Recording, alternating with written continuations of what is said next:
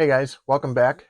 This should be part 5 of my guitars, and I'll be talking about Teisco Del Rey E-120. And just to clarify something before we get started, Teisco is always the way that I learned to say it, so that's what's stuck in my brain and what you're going to hear for the rest of the video, whether it's correct or not. There's not a lot of good info online about the uh, agreed upon proper pronunciation. I've seen Teisco or Teisco, but like I said, Teisco is what's stuck in my head. So this one is special to me, and to start with, it's the only guitar I have that's older than me, which my son found fascinating because he thought that back when I was born and before, everything was in black and white, so he was curious as to why it had a sunburst color. So thanks for that, buddy. The other reason this one is kind of special to me is because it was entrusted to me by my wife's family. When I met her in 1993, uh, I inherited a large extended family of wonderful people, half of whom I apparently went to high school with. And they found out that I played guitar, and her grandparents showed me this guitar that they had been storing for quite a while.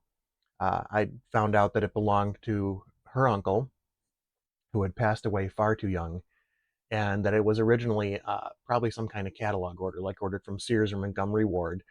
And they wanted to know if they thought I could do anything with it. And I said, well, yeah, I mean, it's a very cool looking guitar, and I'll show it to you in a little bit. Uh, but I didn't really know exactly what it was. The guitar internet didn't exist the way it does now back in the early 90s, or at least I wasn't savvy enough to dig deep enough to find out what I was looking for. Picture searches didn't exist, so trying to find out what I was looking at, since there was no badge on the headstock, uh, didn't really have a whole lot of success finding out what I had there. I just knew that it was something that I wanted to fix up because the family trusted me with it. So I cleaned it up, took it in for a setup because, again, I didn't know anything I was doing about setups at that point either. And also because it was a family thing, I didn't want to wreck it. So fast forward to the pandemic. Again, that's going to be familiar in a lot of my stories. I was picking up guitar again and discovered internet YouTube, for one, when I was looking for lessons or songs to learn, and found out that there was a whole lot more information on the internet now. So piecing together the serial number and the model number, and also doing an image search, I was able to discover that it was a Teisco Del Rey E-120, um, and looked up a little bit about the history of the instrument and the company itself, which was actually kind of cool. Once I did find out what it was, I did a little more looking closer at the instrument, and I was able to find online a badge because it matched up completely with the holes that are on the headstock to attach it. So that's been restored. I'll get into everything else I've done later. Now, as far as the history of the company goes, I cribbed a lot of this information from a website called Teisco Twangers.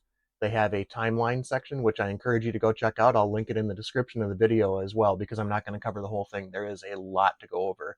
I'm just going to go over the origins of the company and then any bit that relates to this guitar specifically.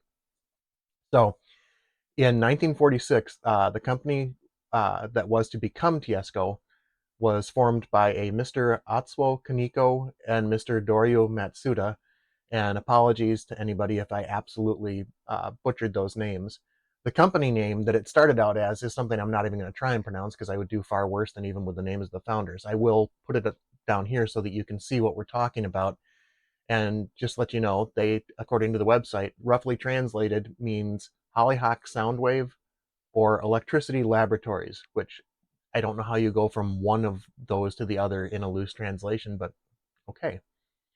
In 1948 is when the Teisco brand arrives. The brand name was coined by Mr. Kaneko and does not stand for Tokyo Electric Instrument and Sound Company, which was something that a lot of people theorized it had. That has been debunked. It is not. The first products to carry the Teisco name were some mics, amps, and a lap steel guitar. Fast forward through the history to 1965, and that's when they made a major style change to the guitars. They introduced the striped metal pickguard, which you'll see a little bit later. The Teisco guitars were imported into America with the Teisco Del Rey brand name, and they renamed the model names with a letter and a dash followed by 3 characters one or two letters actually, followed by a dash, and then 3 characters, so that you could define what they were. In this case, the E-120, E-120. There was also an ET-120. The T stands for tremolo. The hollow bodies started with EP, and then they also had models that started with EB, and then a 200 series number, the 2 indicating that it had 2 pickups. So there, for instance, there was a model, I believe the E200 had 2 humbuckers in it.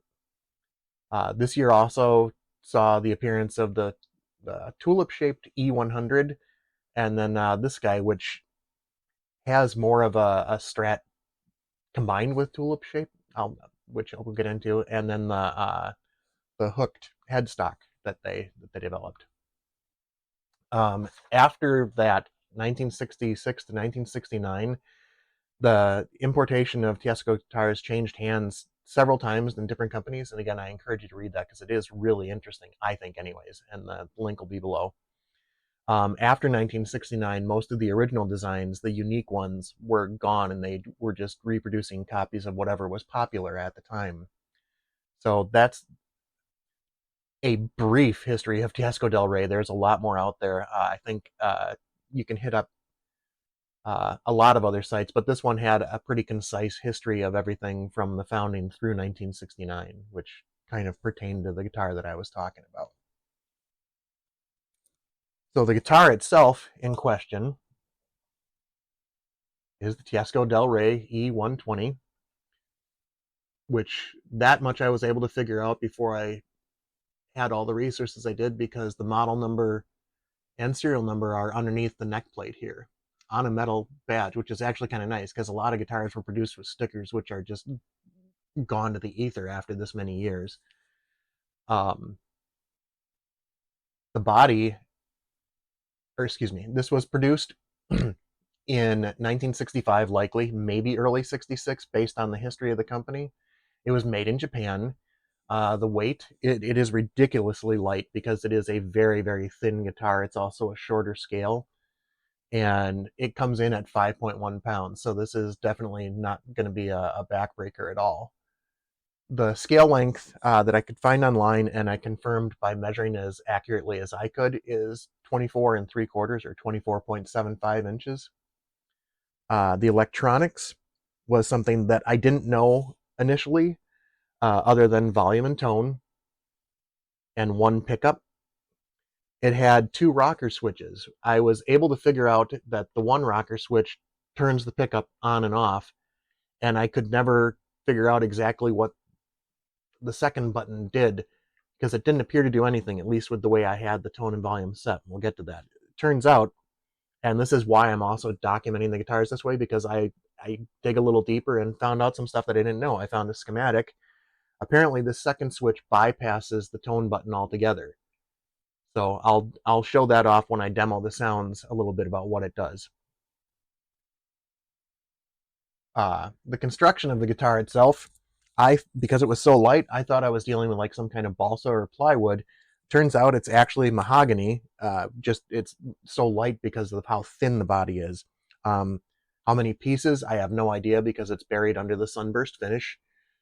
There isn't any real indication on the back either, whether this is just one solid piece or not.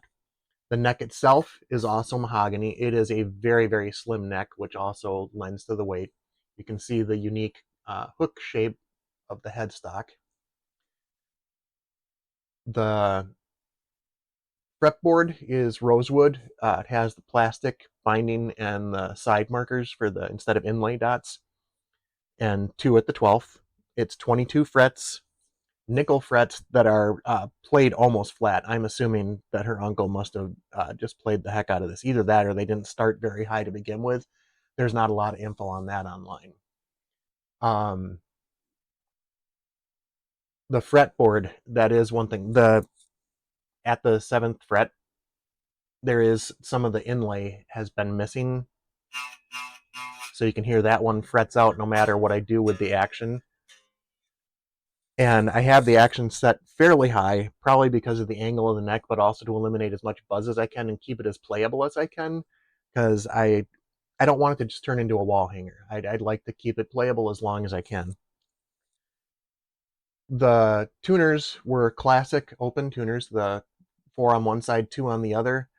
I replaced them with similar tuners because the ones that were on there were bent terribly, and also several were sloppy. So it was just impossible to get in tune and stay in tune.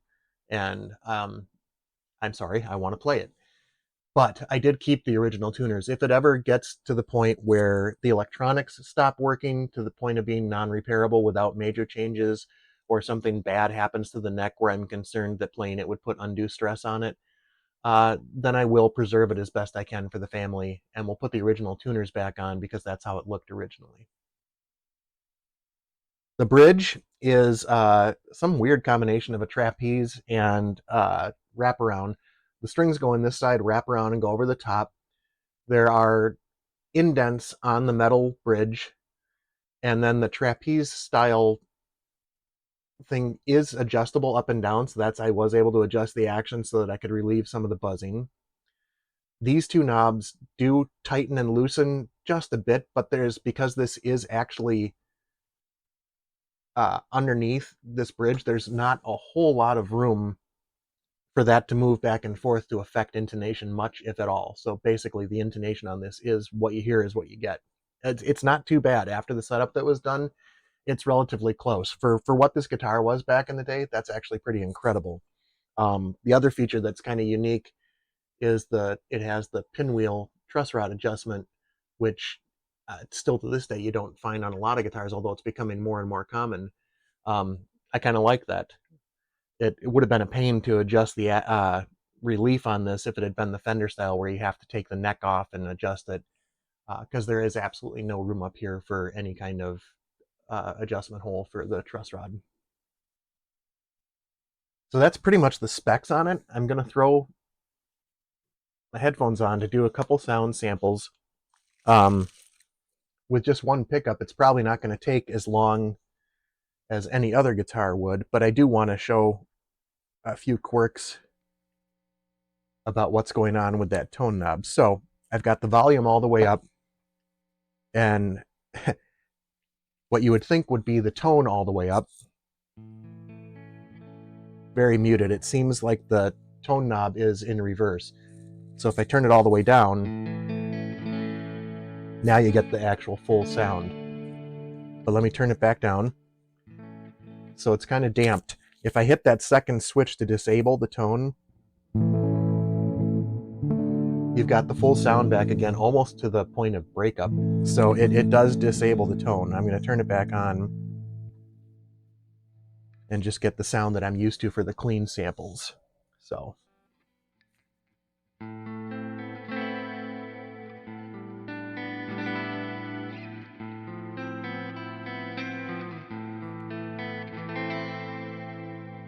that single coil pickup is kind of unique. I wasn't sure what kind of sound to expect out of it, but on cleans, it's actually very chimey, and I actually like it.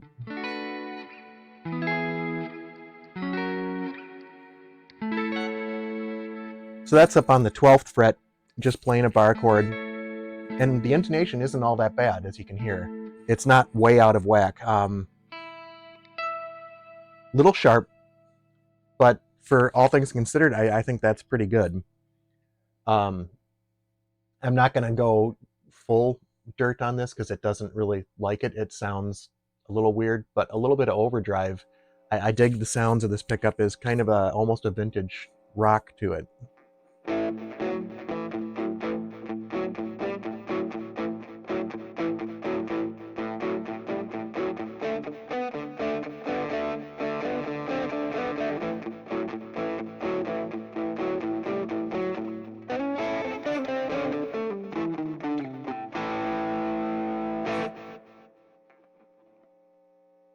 So that's pretty much the sounds on it. There's only one pickup to demo.